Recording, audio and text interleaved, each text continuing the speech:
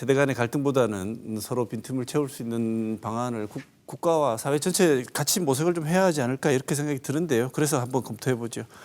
우리가 속도는 엄청나게 기록적으로 초고령 사회, 고령 사회로 진입하는 속도가 빠르지만 해외에는 이미 이런 사례를 겪었던 나라들이 좀 많을 것 같은데요. 해외 선진국들 이렇게 노인 문제 기준 이런 문제가 생겼을 때 어떻게 해결했는지 이 문제를 보면 조금 도움이 되지 않을까 이런 생각이 듭니다. 이상희 교수님, 네. 해외도 이미 네. 이 숙제를 한번 했던 경험이 있을 것 같은데 어떻게 대처를 했나요? 사회적 합의를 모으는 거죠. 정말 중요한 것이 공론화입니다. 이 공론화를 이제 정당 정치가 이끌어 주게 되고 여기서 긴 시간 동안 논의를 통해 가지고 이 고령화 시대에 복지는 어떻게 바뀌어야 되고 정리는 어떻게 연장돼야 되는지에 대한 사회적 합의를 해왔던 거죠. 그래서 사실은 우리는 지금 뭐 잘 모르지만 뭐 독일이라든지 유럽 대부분의 나라들에서 지금 그 노인 연령 기준이 대체로 지금 한 67세, 어떤 나라는 70세까지 가 있단 말이에요. 67세쯤 가 있는데 우리는 60세잖아요. 그 실제 퇴직 연령이. 그리고 노인 기준 연령은 65세고 이게 지금 5년 차이가 벌어져 있는데 지금 유럽 나라들은 67세에서 맞춰져 있거든요. 가령 독일의 학교 선생님은 67세가 정년이에요. 68세에 은퇴를 하신단 말이에요. 은퇴하자마자 바로 연금을 받는 거죠. 이렇게 돼 있는데 우리 선생님이 예외군요. 62세죠. 일반 직장인도 60세에 은퇴하고 나면 그다음에 이제 복지를 받을 때까지는 꽤 긴 시간이 걸리는 이 갭이 존재하는 이런 문제를 해결을 하는 유일한 방법은 이 문제의 심각성을 드러내놓는 겁니다. 그런데 이걸 자꾸 이제 드러내놓지 않고 전문가들의 논의 영역으로만 이렇게 묶어놨단 말이죠. 사실 뭐 제 경험으로도 지난 한 15년, 20년 동안 계속 이 문제를 토론해 왔는데 이 전문가 사회의 이게 논의로 이게 묻혀 있었던 겁니다. 이게 이제 국민적, 국가적 과제로, 국민적 의제로 이게 이제 공론화돼야 되고 그러려면 이제 여야 정치권이 정당 정치의 핵심적인 이 과제이자 이슈로 이걸 들고 나와야 되는 겁니다. 퇴직한 분들한테는 이 연금 보릿고개가 너무나 현실이고 심각한 상황입니다. 그래서 이 대책이 없다는 것에 대해서 분노하는 지점도 많고요.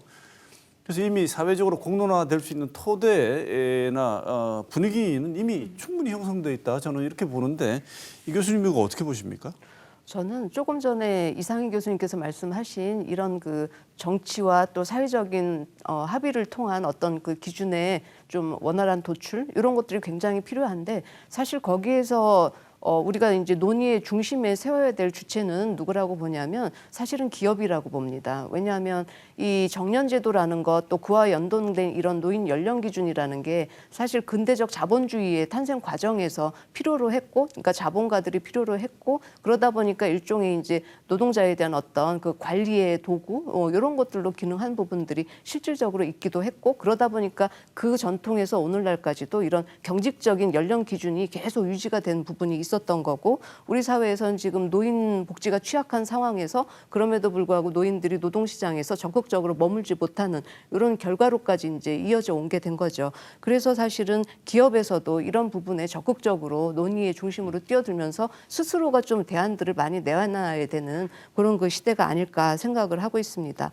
그러니까 그런 맥락에서 한번 아까 잠깐 해외 사례를 봤습니다만 미국 같은 경우에는 정년이 폐지된 상태이고 물론 이제 국가 중심의 복지가 조금은 유럽에 비하면 떨어진 부분이 있기는 하지만 그런 것들이 또 기업 복지를 통해서 완충이 될 수 있는 그런 제도들이 또 있기 때문에 기업도 이제는 복지에 대해서 책임을 지고 중심적인 어떤 주체로서 기여를 할 수 있는 방안들을 적극적으로 내놔야 되고 그렇다면 노인 일자리와 관련된 어떤 대안들 그리고 이제 기업 내에서의 노인과 관련된 복지 또는 퇴직 이후에까지 이어질 수 있는 어떤 기업 복지 측면 이런 것들을 같이 내놓지 않으면 사실은 이제 앞으로 이 사회가 굉장히 이제 갈등에 휩싸일 수밖에 없고 기업은 기업대로 경제적인 어떤 이득은 단기적으로는 가져오게 되겠지만은 장기적으로 봤을 때는 기업도 존속하기는 어렵지 않을까. 왜냐하면 생산층에 이런 연령 인구들이 부족하게 되는 건 누가 봐도 당연한 일이니까. 그래서 그런 부분에는 적극적으로 좀 기업의 역할이 필요하다.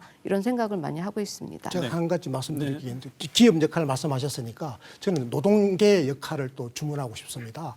사실 이제 기업이 정년 연장이라든지 이 노인 연령 상향 조정 문제에 대해서 상당히 부정적으로 나오면서 우리 청년 이슈를 끌어다가 지금 청년과 노인 간을 대립구도를 만들고 하는 이런 이데올로기 투쟁을 선도했던 것도 사실은 기업과 관련된 이제 연구자들이었다는 걸 저는 그동안에 논의 과정에서 알고 있는데요. 근데 기업이 왜 그럴 수밖에 없는지도 저는 이해를 합니다. 왜냐니까요. 이게 임금 체계가 지금 연공 서열 중심으로 되어 있지 않습니까? 이게 너무 경직돼 있어가지고 기업의 부담이 너무 커요. 60세 정년을 65세로 그냥 이대로 늘려버리면 생산성은 떨어지면서 임금은 더 많이 지불해야 되는 이 기업이 경제를 도대체 유지할 수가 없는 상황에 되기 때문에 결과적으로는 한국노총이나 민주노총이라든지 노동계가 보다 유연하게 임금 체계 개편을 받아들여줘야 되는 겁니다. 이 얘기가 처음 나온 게 아니지 않습니까? 이명박 박근혜 정부 역시 문재인 정부 다 얘기했는데 나섰다가 철회됐습니다. 이 이유가 이 두 분 지금 말씀 주신 기업과 노동계의 갈등 이런 것 때문일까요? 아니면 다른 요인도 있을까요? 그거죠. 그게 핵심입니다. 네. 제가 이걸 관련해 가지고 뭐 발제도 해보고 토론도 해보고 제가 노사 양측 그 은행 노사가 이게 정년 연장 문제로 대립하고 있을 때 제가 은행 회관 가서 강연도 하고 토론도 붙여도 보고 했는데 팽팽합니다. 서로 양보를 안 하려고 그래요. 그러니까 저는 양쪽의 심정을 다 이해할 수 있어요. 그러는 사이에 지금 백성만 죽어나가는 거예요. 지금. 이 교수님도 비슷한 이유라고 보십니까?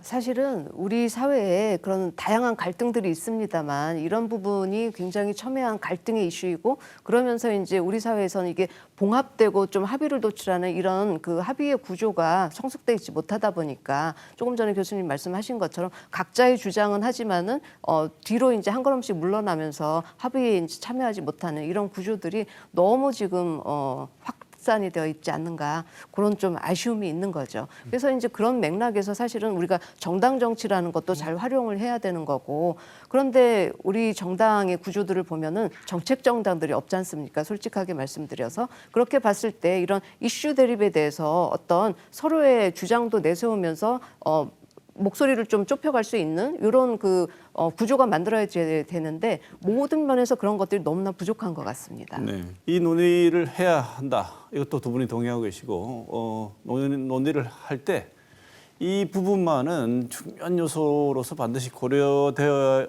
한다라고 생각하시는 지점과 궁극적으로 우리가 이 목표 지점을 향해서 나아가야 된다. 왜 이걸 하는가를 생각할 궁극적인 지점 이 두 말씀을 듣고 오늘 마쳐야 될 것 같습니다. 먼저 마지막 말씀은 이준숙 교수님 먼저 듣겠습니다.